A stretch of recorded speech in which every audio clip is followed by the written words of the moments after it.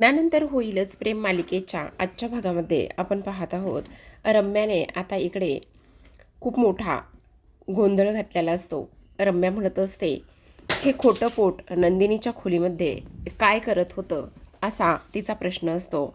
आणि असा प्रश्न विचारल्यानंतर आता इकडे सगळेजण नंदिनीकडे पाहत असतात. तेवढ्यातच काव्याला आठवतं आणि पार्थसुद्धा म्हटला होता की म्हणजे तुम्हाला असं वाटतंय का की नंदिनी इथे खोटं पोट लावून फिरत आहेत म्हणून. आणि तेव्हा आता इथे वसू म्हणत असते बोल नंदिनी बोल, ह्या प्रश्नांचं उत्तर हवं आहे. तेवढ्यातच आता इथे मिथुन म्हणत असतात अगे रम्या, आत्ताच घरात पाऊल ठेवलास आणि घरामध्ये पाऊल ठेवल्याबरोबर असं काय वागायला लागलेली आहेस ग? काय चाललंय काय तुझं? दे ना सगळं काही सोडून आणि इथे स्वतःच्या संसाराकडे लक्ष द्यायचं सोडून. वसू मात्र मिथुनला शांत करत असते आणि म्हणत असते ए मिथुन, काय चाललंय तुझं? तू जरा गप्प बस. तुझा ह्या सगळ्या गोष्टींशी बोलण्याचा काही एक संबंध नाही आहे. तू ह्यामध्ये पडू नकोस. आणि नंदिनीला प्रश्न विचारला आहे तर उत्तरसुद्धा मात्र नंदिनीच देणार आहे असं इकडे ते बोलत असतात. तेव्हा आता इथे जीवामध्ये पडतो आणि जीवा म्हणत असतो अच्छा, तुम्हाला हे खोटं पोट आमच्या खोलीमध्ये सापडलंय ना, तुम्हाला उत्तर माझ्याकडून हवंय ना, मग माझ्याकडे बघा, तिच्याकडे उगाचच कशाला बघताय? मी तुम्हाला ह्या प्रश्नांचं उत्तर देणार आहे ना. त्यावर आता वसू, काव्या आणि सगळेजण इथे जीवाकडे पाहत असतात. तेव्हा जीवा म्हणत असतो पण बाय द वे, मला एक गोष्ट समजत नाही की आमच्या खोलीमध्ये हा विजय नेमकं काय करत होता? विजय, तू आमच्या खोलीमध्ये का आणि कशासाठी गेला होतास? तू आमच्या खोलीमध्ये जाऊन हे सगळं काही काय करत होतास असा प्रश्न जीवाने विचारलेला असतो. पण त्यावर मात्र काव्या म्हणत असते हो, ते तर अगदी बरोबर आहे, ते तर आपण त्याला विचारूच. पण मला एक गोष्ट समजत नाही, हे खोटं पोट जीवा तुमच्या खोलीमध्ये काय करतंय ह्याचं अगोदर उत्तर दे आणि त्यावर विजयकड तर आपण नंतर येऊच असा प्रश्न पुन्हा काव्याने उलट विचारलेला असतो. त्यामुळे आता मात्र जीवाला तिने विचारलेल्या प्रश्नाचं उत्तर दिल्याशिवाय पर्याय नसतो. आणि काव्याने हा प्रश्न विचारलाय म्हटल्यावर हे तर सांगावंच लागणार आहे. आता मात्र हे सगळं काही सुरू असताना रम्या म्हणत असते द्या उत्तर द्या. काव्याने सुद्धा आता काहीतरी विचारलंय तुम्हाला, तुमच्या खोलीमध्ये हे खोटं पोट काय करतंय? जर नंदिनी तू प्रेग्नेंट आहेस आणि जर तू प्रेग्नेंट आहेस म्हटल्यावर हे खोटं पोट तुझ्या खोलीमध्ये काय करत आहे असा सरळ सरळ एक प्रश्न आहे आणि त्याच प्रश्नाचं उत्तर द्यायचं आहे. असं म्हटल्याबरोबर जोराजोरातच काव्या नंदिनी आणि त्याचबरोबर जीवा हे दोघेही जण जोराजोरात हसायला लागलेले असतात. एवढे हसत असतात की काही विचारूच नका. आणि तेव्हा मात्र इथे सगळेजण ह्या हसणाऱ्या दोघांकडे सुद्धा पाहत असतात की नेमकं काय झालेलं आहे आणि हे दोघं जण का आणि कशामुळे हसतायत असा प्रश्न पुन्हा ह्या सर्वांना पडलेला असतो. मग आता इथे पार्थ म्हणत असतो काय झालेलं आहे, तुम्ही हसत आहात कशासाठी? मग आता इथे नंदिनी आणि सोबतच जीवासुद्धा म्हणत असतात काय करू, हसू नको तर काय करू, हसायला तर येणारच ना. आणि खरं सांगू का जीवा, मी तुम्हाला तरीसुद्धा म्हणत होते हे असले उद्योग वगैरे करण्याची काही गरज नाही, पण तुम्ही ऐकाल ते खरं ना. बघितलं, द्या आता ह्या सगळ्या प्रश्नांचं आणि सगळ्यांच्या प्रश्नांची उत्तरं द्या आता, असं सुद्धा आता इकडे ती बोलत असते. आता हे सर्व काही बोलल्यानंतर आपण पाहतो की आता इथे जीवा म्हणत असतो हो हो चकाचक बाई, देतो देतो, ह्या सगळ्या प्रश्नांची उत्तरं मीच तुला देणार आहे, तुला काळजी वगैरे करण्याची काही एक गरज नाही, असं सुद्धा आता इकडे ते बोलत असतात. तेवढ्यातच आता नंदिनी म्हणत असते पार्थ, तुम्हाला सांगू का, तुमचे भाऊसुद्धा ना अगदी तुमच्यासारखेच आहेत बरं का. खरंच जसं त्या दिवशी तुम्ही इथे खोटं पोट बांधून इथे फिरत होतात ना, अगदी तसाच पराक्रम इथे जीवाने केला आहे. मी आपलं सतत म्हणत असते ना की असं झालं तसं झालं, हे झालं ते झालं आणि पाय सुचतायत वगैरे किंवा आणखी काही बऱ्याच गोष्टी मी इथे बोलत असते ना, आणि त्यामुळे खरं तर हे सगळं काही ह्या जीवांनी केलेलं आहे. का तर म्हणे तुम्हाला कसा त्रास होतोय ना प्रेग्नेन्सीमध्ये ते सगळं त्यांना अनुभवायचं होतं आणि म्हणून ह्या खोट्या पोटाचा इथे उपद्व्याप केलाय आणि हे खोटं पोट आणलं आणि त्यानंतर इथे माझ्यासमोर लावून हे फिरत होते आणि म्हणत होते की खरं तर प्रेग्नेन्सी अशी असते तशी असते, ह्या सगळ्या गोष्टी आणि हे सगळं काही त्यांनी केलेलं आहे. काय बोलायचं आता तुमच्या भावाला ना, मला तर काही कळतच नाही, असं सुद्धा आता इथे ती त्याला सांगत असते. मग आता इकडे लगेचच जीवा म्हणत असतो बडे भैया, सगळंच काही फक्त तुम्हीच करणार आहात का? मला सुद्धा करता येतं बरं का, मी सुद्धा इथे ह्या सगळ्या गोष्टी केल्या बरं का, असं मुद्दामच आता इकडे ते बोलत असतात. आता हे सगळं काही बोलणं सुरू असताना ते खोटं पोट कसं दिसतं आणि त्याचबरोबर ह्या खोट्या पोटामुळे आपण कसे दिसतो हे सगळं काही आता इकडे पाहायचं असतं. आणि हे सगळं पाहत असताना आता लगेचच जीवा ते खोटं पोट घेतो आणि खोटं पोट घेतल्यानंतर लगेच आता ते खोटं पोट मात्र इथे तो लावून दाखवत असतो आणि म्हणत असतो, बघा मी कसा दिसतोय ना, मी ते बघतो, असं म्हणून पार्थला पाठीमागे ती नॉट बांधायला सांगत असतो. आणि तेव्हा मात्र विजय आता थोबाडावर पडलेला असतो, कारण इथे त्याचा जो काही प्लॅन आहे ना, तो सगळा प्लॅन इथे आता फ्लॉप झालेला असतो. आणि त्या सगळ्या प्लॅनचे अक्षरशः आता इथे 12 वाजलेले असतात. कारण किती नाही म्हटलं तरीसुद्धा आता इथे मात्र हा जो काही विजय आहे, विजय मात्र शेवटी तोंडावर पडलेला असतो. तर आता प्रेक्षकांनो, एवढंच नाही तर मग आता रम्या म्हणत असते, पण मला आणखीसुद्धा इथे हे सगळं काही पटलेलं नाही. कारण तुमच्या एक गोष्ट लक्षात येते का, काही जरी झालं ना तरीसुद्धा एक गोष्ट मात्र नीट लक्षात ठेवा, की इकडे तुम्ही काल हॉस्पिटलमध्ये गेला होतात तेव्हा नंदिनी आर्याच्या पोटावर हात ठेवत होती आणि त्यानंतर जीवा त्या आर्यासमोर हात जोडून का उभा होता, हे सगळं मला जाणून घ्यायचं आहे, असं स्पष्टपणे आता इकडे ती बोलत असते. आता हे सगळं काही बोलत असताना आता मात्र इथे लगेचच काव्या म्हणत असते, एक मिनटं, तू त्या दोघांना फॉलो करतेस का? म्हणजे तू फॉलो करण्याचा त्यांना वसाच घेतलायस का? तुझं काय चाललंय रम्या? असं सरळ सरळ आता इकडे ती लोक विचारत असतात. त्याच वेळेला आता इथे आपण पाहतो की लगेचच इथे जीवा म्हणत असतो, रम्या हे मात्र चांगला प्रश्न विचारलास बरं का. आता लगेचच इथे काव्या नंदिनी म्हणत असते, त्याचं काय आहे तुला एक गोष्ट सांगू का? हे बघ, आर्या माझी बहीण आहे आणि ती नेहमी डॉक्टर असून सुद्धा असं बाहेरचं अरबट चरबट काहीही खात असते. आणि त्यामुळे मी इथे तिच्या पोटावर हात ठेवून सांगत होते की पोट बिघडलं तर काय करणार आहेस, आणि कसं कसं डॉक्टर असून सुद्धा ह्या सगळ्या गोष्टी तू करतेस ना, ते सगळं मी तिला सांगत होते. बस एवढंच होतं. पण मला ही गोष्ट कळत नाही आर्या, हे रम्या, तू आमचा पाठलाग का आणि कशासाठी करतेस ते जरा सांगणार आहेस का? त्याच वेळेला आता इकडे ती म्हणत असते, ते सगळं ठीक आहे, पण जीवा हा तिच्यासमोर हात का जोडत होता? मग त्या जीवा म्हणत असतो, हो हो हो सांगतो. अगं किती आणि काय काय बोलणार आहे, सांगतो, जरा दम धर. अगं त्याचं काय झालं तुला सांगू का? हात का जोडत होतो तर ती आर्या जी आहे ना, ती माझ्या बायकोची नंदिनीची इथे उलट तपासणी घेत होती. आणि उलट तपासणी घेत असल्याने मी तिला हात जोडून म्हणत होतो, ए बाई आता बास कर, किती उलट तपासणी घेणार आहेस माझ्या बायकोची? कारण तिला ह्या सगळ्या गोष्टींचा त्रास व्हायला नको म्हणून मी असं सांगत होतो. बस एवढंच ते होतं. आता सुद्धा रम्याला ह्या सगळ्या गोष्टीवर विश्वास बसत नाही आणि ती म्हणत असते, अजिबातच नाही, काही जरी झालं ना तरी माझा ह्या गोष्टीवर विश्वासच नाहीये.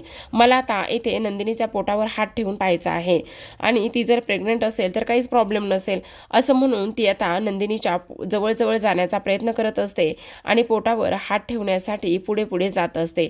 जेव्हा ती पुढे पुढे जात असते तेव्हा मात्र जेव्हा पोटावर हात ठेवणार तेवढ्यातच विक्रम पुढे येतात. आणि जेव्हा विक्रम पुढे येतात तेव्हा मात्र येणाऱ्या रम्याच्या कानाखाली मारत असतात. तिचं चांगलंच थोबाड इथे विक्रमने फोडलेलं असतं. तिचा हात पकडतात आणि हात पकडून थांब रम्या असं जोरातच म्हणत असतात. थांब रम्या असं म्हटल्यानंतर लगेच रम्या जागीच थांबलेली असते. पण विक्रमने मात्र तिला चांगलंच सुतासारखं सरळ केलेलं असतं, कारण तिचं थोबाड विक्रमने फोडलेलं असतं. आता मात्र विक्रमने थोबाड फोडल्यानंतर रम्या मात्र इथे स्वतःच्या गालाला हात लावूनच उभी असते. तेवढ्यातच वसू विक्रमला म्हणत असते, विक्रम तू हे काय करतोयस? मग आता इथे विक्रमला राग येतो आणि ते म्हणत असतात, खबरदार खबरदार, इथे माझ्या सोन्यासारख्या सुनेवर जर कोणी जर आरोप केले तर गाठ माझ्याशी आहे. नंदिनीवर संशय घेण्याची तुझी हिंमत कशी झाली? आणि तिच्या पोटावर हात ठेवून हे सगळं काही विचारण्याची तुझी हिंमत कशी झाली? असं सरळ सरळ आता इकडे ते बोलत असतात. आणि तेव्हा मात्र इथे म्हणत असतात की काही जरी झालं ना तरीसुद्धा तुम्ही तुमचे कामधंद्यावर सगळ्या गोष्टीवर लक्ष द्या. तुम्ही इथे माझ्या पोरावर माझ्या सुनेवर लक्ष ठेवण्याची आणि ऑच ठेवण्याची तुमची हिंमत कशी झाली? माझी नंदिनी इथे आता धुतल्या तांदळासारखी आहे आणि तुम्ही तिच्यावर अशा पद्धतीने संशय घेताय असं म्हणून रम्या तर तिथून गायब झालेली असते.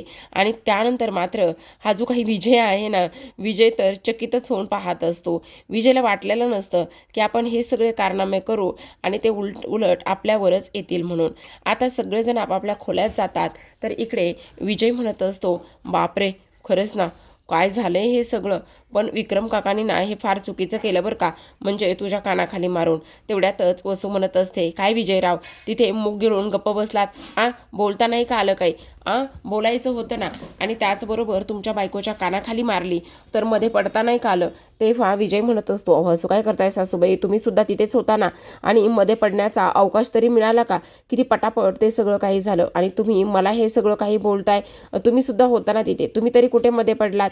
तेव्हा आता इथे वसू म्हणत असते, ते सगळं ठीक आहे, पण आता इकडे मात्र विजय म्हणत असतो, पण ना मी ते खोटं पोट घेऊन यायलाच नको होतो. ते खोटं पोट इथे आणून सगळ्यांसमोर मी खूपच मोठा इथे वेडेपणाच केलेला आहे. त्यापेक्षा त्या कपाटामध्ये फाईल शोधत बसलं असतो तर चांगलं झालं असतं. रम्या मात्र अजूनही गालाला हात लावूनच तशीच असते. रम्याला तर समजत नसतं की तिच्यासोबत काय झालंय म्हणून. मग आता इथे रम्या म्हणत असते, बाद झालं हे सगळं काही. आता मात्र काही जरी झालं ना तरी मी शांत बसणार नाही. काही जरी झालं ना तरी सुद्धा इथे ती नंदिनी प्रेग्नेंट आहे की नाही ह्या सगळ्या गोष्टी शोधून काढायच्याच. मग आता विजय म्हणत असतो, पण एक गोष्ट नक्की आहे, नंदिनी प्रेग्नेंट नक्कीच आहे. चांगलीच गबरी गुबरी दिसते की. आणि त्याहून सगळ्यात महत्त्वाची गोष्ट, जर ती प्रेग्नेंट नसती तर खोटं पोट कशाला बाहेर राहिलं असतं? खोटं पोट बाहेर राहिलंच नसतं ना, तिच्या पोटाला असतं. मग याचा अर्थ नंदिनी प्रेग्नेंट आहेच मात्र नक्की. पण आता इथे मात्र रम्या म्हणत असते, ती प्रेग्नेंट आहे की नाही हे तर शोधणारच आहे मी पण. आणि त्याचबरोबर इथे त्यांनी माझ्या कानाखाली मारले ना, त्या कानाखाली मारल्याचं उत्तर आणि त्याचबरोबर त्या सगळ्या गोष्टींचा जाब त्यांना तर आता मी विचारल्याशिवाय राहणार नाही. मग आता इथे ती म्हणत असते, खरं तर इथे ना जेव्हा आपण 16 डिसेंबरला ह्या सगळ्या काही गोष्टी केल्या ना, आणि ह्या सगळ्या गोष्टी केल्यानंतर ना इथे सगळ्यात महत्त्वाचं म्हणजे तेव्हा आपण इकडे सगळ्यांच्या कानाखाली मारल्या होत्या, सगळ्यांचे थोबाडं फुटले होते आणि तेव्हापासून आतापर्यंत त्यांच्या कानाखाली बसल्याच नाही आहेत ना. मग आता इकडे पुन्हा रम्या म्हणत असते, त्याचनुसार मी आता इकडे सगळ्यांचे थोबाड लवकरच फोडणार आहे. सगळ्यांचं जे काही सत्य आहे ते मी लवकरात लवकर सर्वांसमोर आणल्याशिवाय गप्प बसणार नाही, असं रम्या म्हणत असते. आणि त्यानंतर मात्र ते हॉस्पिटल, त्याचबरोबर त्यांच्या त्या फेऱ्या आणि त्या सगळ्या गोष्टी काही जरी झाल्या ना तरी मी शोधून काढल्याशिवाय सुद्धा शांत बसणार नाही, असं सुद्धा स्पष्टपणे रम्या आता इथे बोलू लागलेली असते.